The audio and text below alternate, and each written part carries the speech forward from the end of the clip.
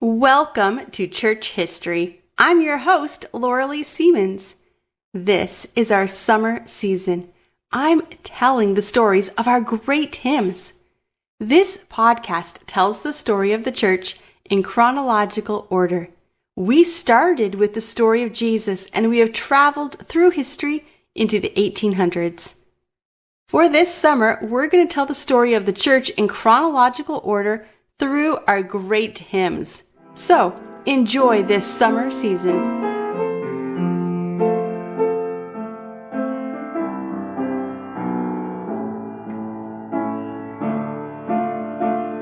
Welcome to today's episode. We're going to be diving into the life and the legacy of Reverend Robert Lowry, who is a key figure in the world of hymns. You will definitely recognize one of his most famous hymns, but we'll get to that in a minute. Robert Lowry was born on March 12, 1826 in Philadelphia, a city that was full of energy and growth. Imagine walking down the busy streets of Philadelphia in the 1820s, with horse-drawn carriages clattering by, people bustling about their day, and a mix of wealthy and working-class families living side by side. It was a city of opportunity, culture, learning, with libraries, theaters, and schools popping up all around.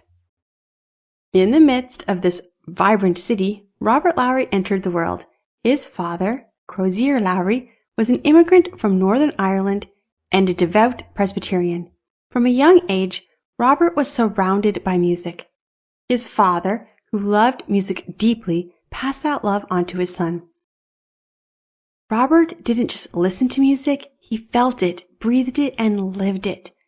He was always eager to pick up any instrument he could find, and his family noticed he had a very special gift. As he grew up, Robert's connection to music only deepened. He would later say that as long as he could remember, there was always music playing in his mind. This early passion for melodies laid the foundation for what would become a lifelong journey in hymns. By 1848, Robert Lowry had completed his studies at the University of Louisbourg, which we know today as Bucknell University. He earned a degree in literature. But as Robert stepped into adulthood, his heart was increasingly drawn towards ministry. It wasn't long before he answered that call. In 1854, Robert was ordained as a Baptist minister and began serving at the First Baptist Church in West Chester, Pennsylvania. Now, let's pause for a moment and picture what life was like in Pennsylvania during the 1850s, especially when it came to dating and relationships. Back then, churches were more than just a place of worship.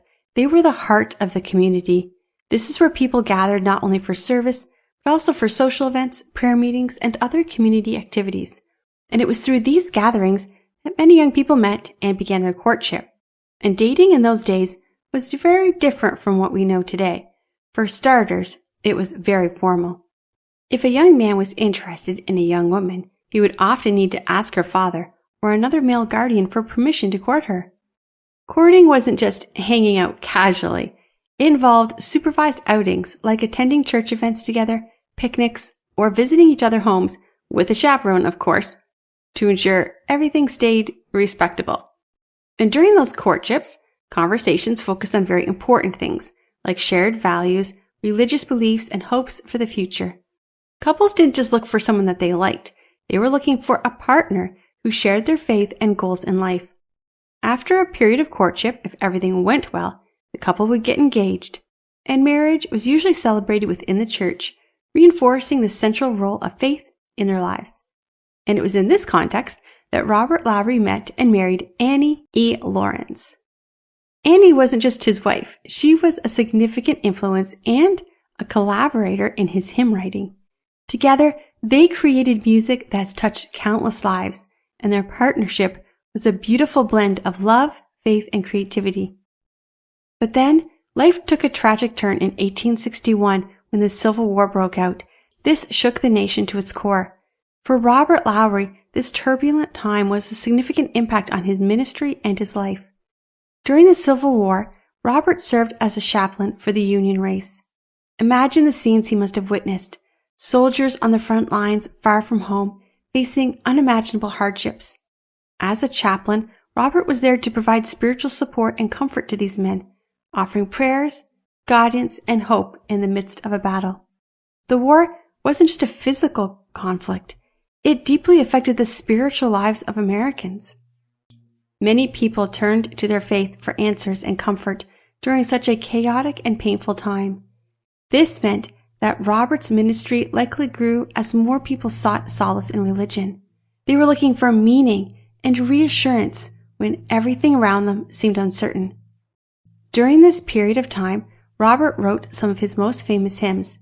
Shall We Gather at the River and We're Marching to Zion were shaped by the experiences and the emotions of the war. These hymns spoke of hope, perseverance, and the longing for spiritual peace, messages that resonated deeply with both soldiers and civilians during and after the war. When the war ended in 1865, the nation entered a challenging time known as Reconstruction.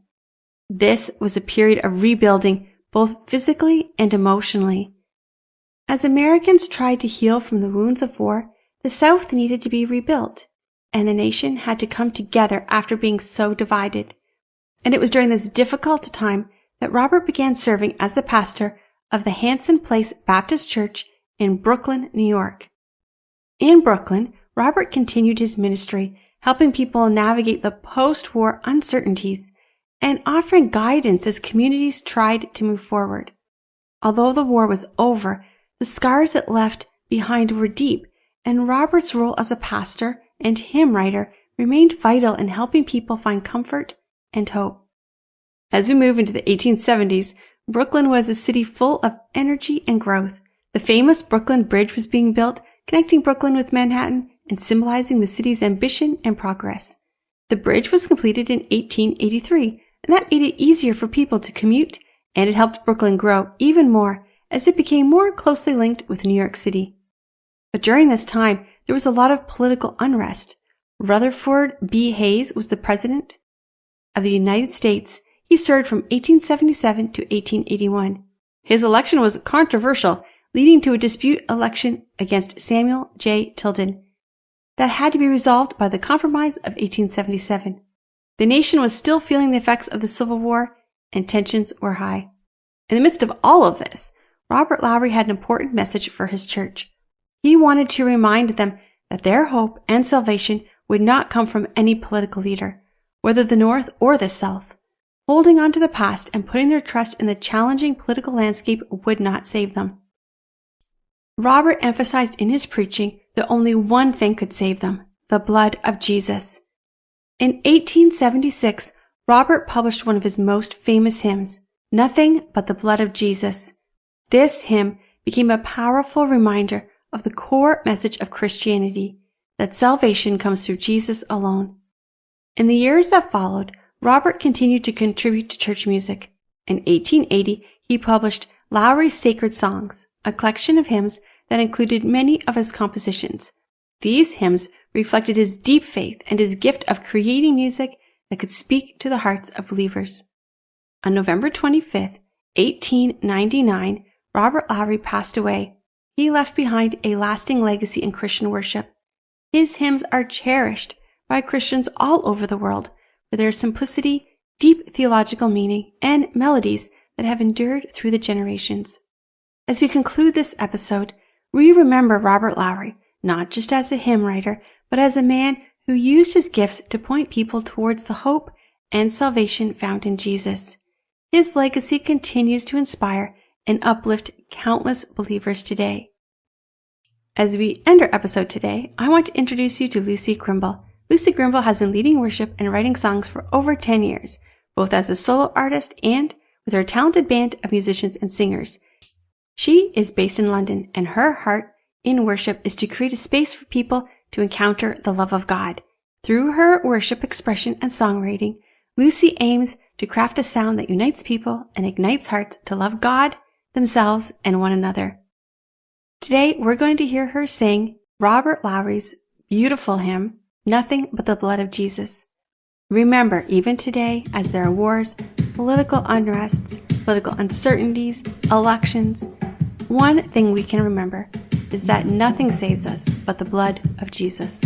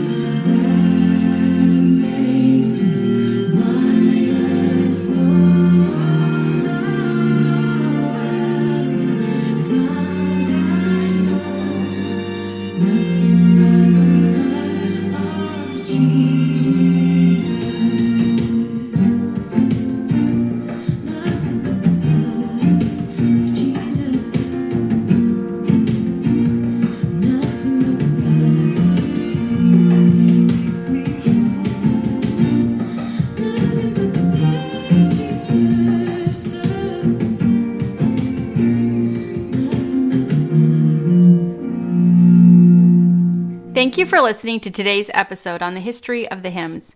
We will be returning to our regular church history podcast in September. If you want to hear more podcasts, check out my website, lauraleesiemens.com. If you like this podcast, please subscribe and share these stories with your friends. We'll see you next week.